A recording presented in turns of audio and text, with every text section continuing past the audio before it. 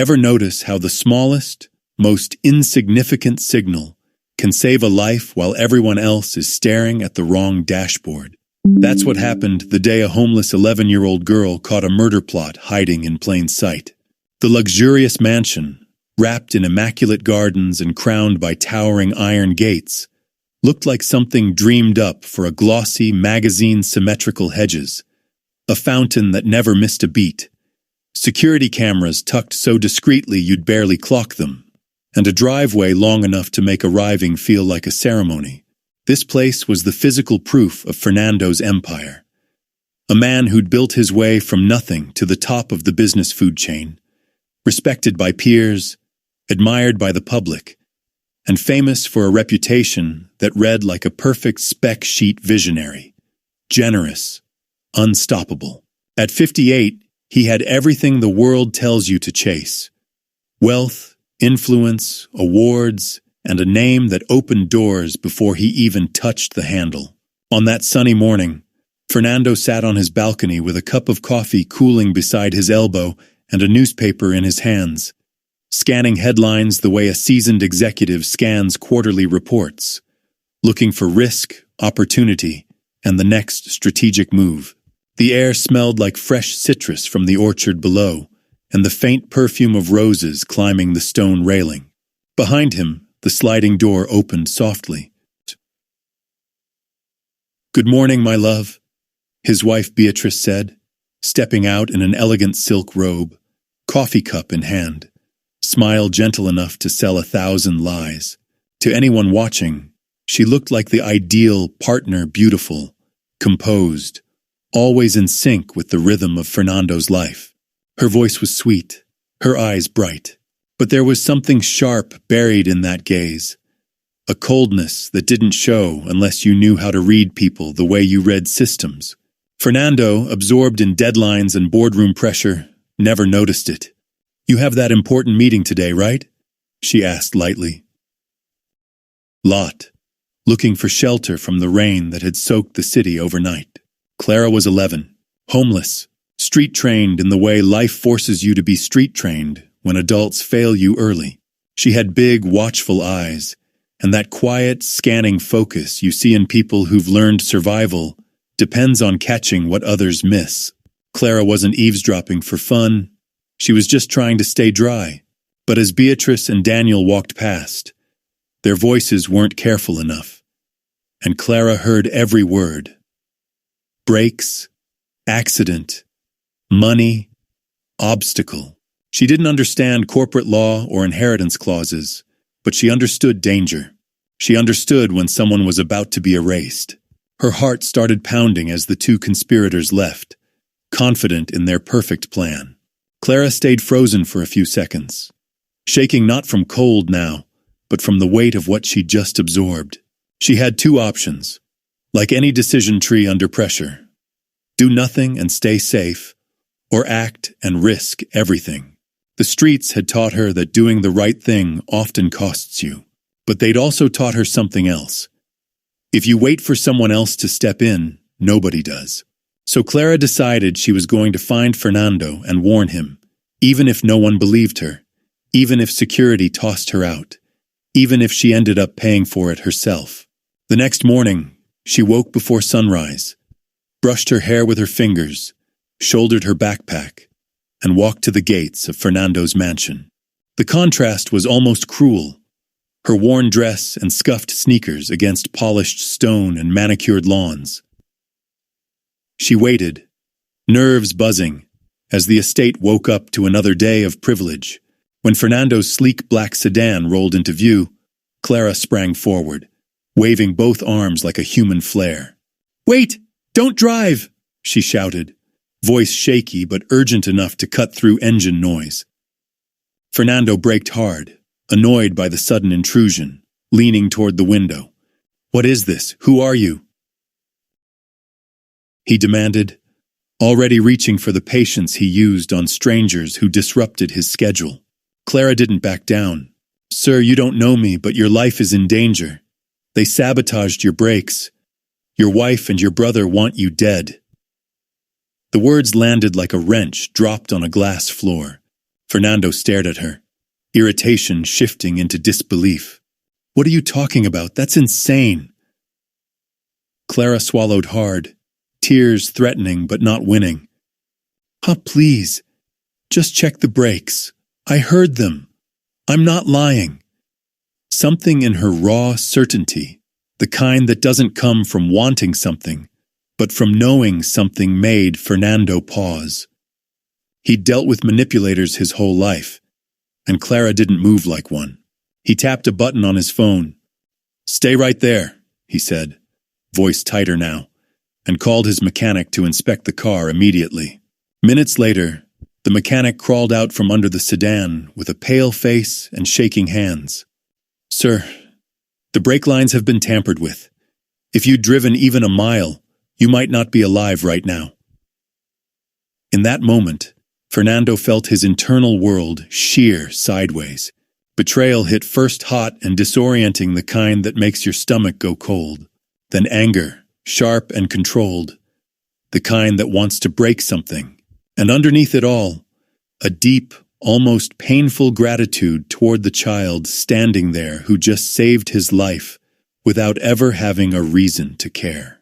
Fernando stepped out, walked toward Clara, and knelt so they were eye level. Why did you do this? He asked quietly. Why risk it for someone you don't even know? Clara met his gaze without flinching. Because it was right. I know what it's like to have nobody watching your back. I couldn't just let it happen. If you've lived long enough, you recognize the difference between rehearsed morality and the real thing. Clara wasn't quoting a lesson. She was living one. Fernando stood up, breathing slow, brain already shifting from shock into strategy. Everything and destroy evidence. We need them to relax. We need them to believe their plan worked. Clara frowned. You mean, pretend you're dead? Exactly, Fernando said, eyes hardening with purpose. They designed an accident. We'll give them one controlled, staged, and let them walk into the trap. Clara hesitated only a second. The streets had taught her that sometimes survival requires bold moves. She nodded. I'm with you. Fernando brought her inside through a side entrance no one used, keeping her out of sight. The mansion suddenly felt different to him, less like a trophy, more like a battlefield. Sitting in the living room, he listened as Clara repeated every detail she'd heard. Beatrice's tone, Daniel's certainty, the words about money and obstacles. He said with a steadiness that came from betrayal, detonating his last remaining doubt. The following day, he publicly announced a routine business trip. Beatrice kissed his cheek, wished him safe travels. Her performance flawless because she thought the ending was already written. Fernando got into a different vehicle prepped for the staging, and Clara hid in the back seat under a blanket like a tiny co-pilot in a mission nobody could know existed. They drove to a deserted road where Fernando had arranged a controlled burn setup, an old car shell rigged with fire accelerants and timing devices. He and Clara stepped out, activated the mechanism, and watched flames climb fast, devouring the vehicle in a way that looked exactly like a fatal crash. Fernando's face stayed calm, but Clara saw the grief behind his eyes. Grief not for a car, but for the life he was about to temporarily abandon to reveal the truth. News broke within hours. Fernando, beloved business leader, dead in tragic accident. The city mourned, the company stock dipped. Beatrice collapsed in dramatic grief for the cameras. Daniel stood beside her in black, head bowed, the picture of brotherly sorrow. But behind closed doors, they were already counting zeros. The next day, a loyal employee reported to Fernando's hiding place that Beatrice had already asked about the will, already pressured the lawyer, already started talking about moving forward. Fernando exhaled slowly. Good. They're showing their hands. In the mansion's main room, Beatrice received the lawyer, dressed like the perfect widow, black scarf, red eyes, trembling voice.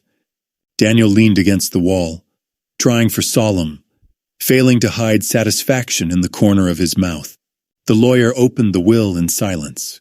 Beatrice and Daniel exchanged a look that said finally, what they didn't know was Clara watching through a crack in the doorway, recording her own memory like a witness in a high-stakes audit. There are important clauses we need to discuss, the lawyer began. Beatrice leaned forward. Daniel's jaw tightened. First, the lawyer said, this will was updated recently. In the event of suspicious or accidental death, all assets are frozen until a formal investigation is complete. Beatrice stiffened. To investigation? That's unnecessary. The accident was clear. Those were Mr. Fernando's instructions, the lawyer replied evenly.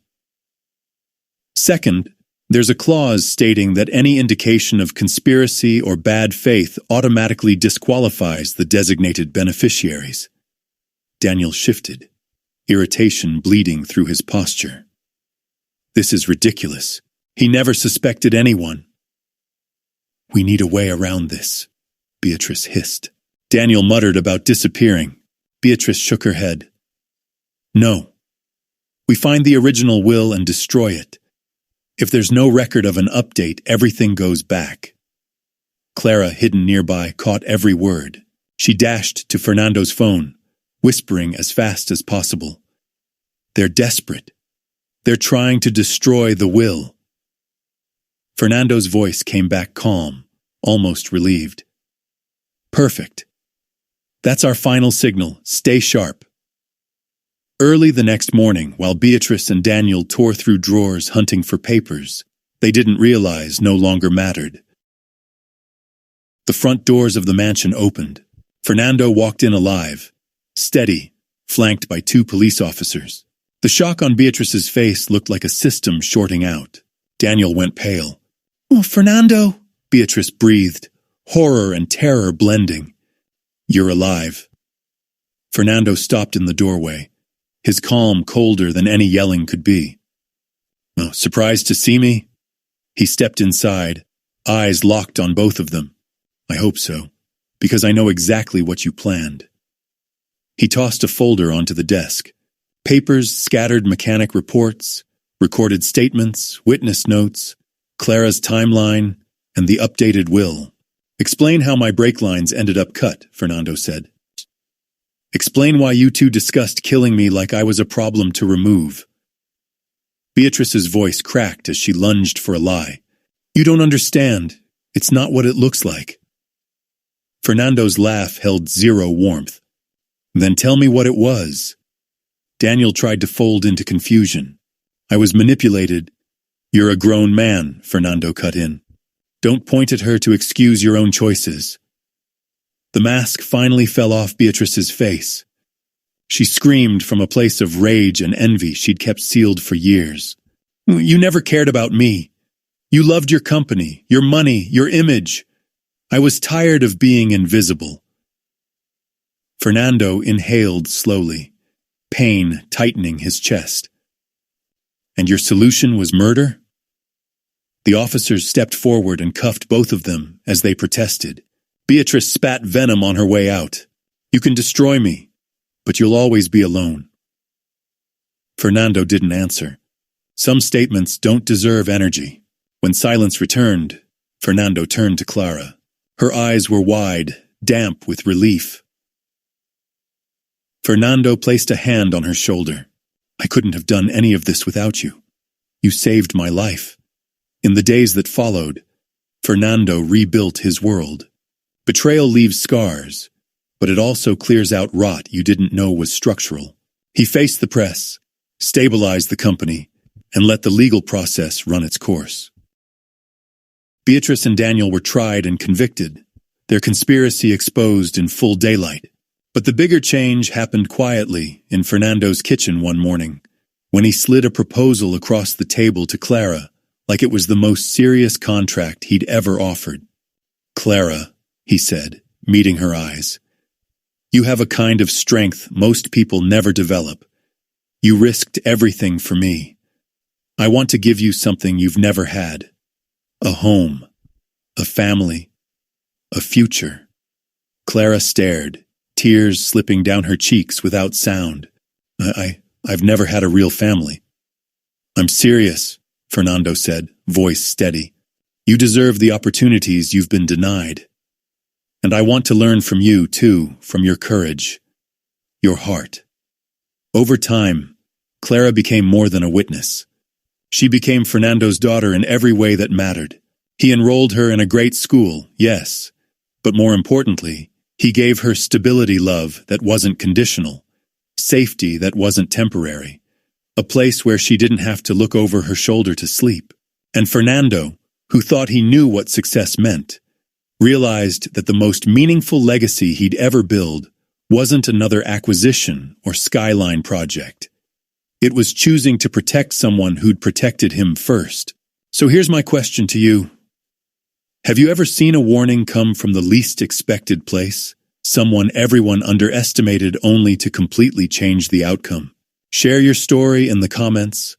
And if you want more of these reminders that courage can reroute even the darkest plans, subscribe and stick around.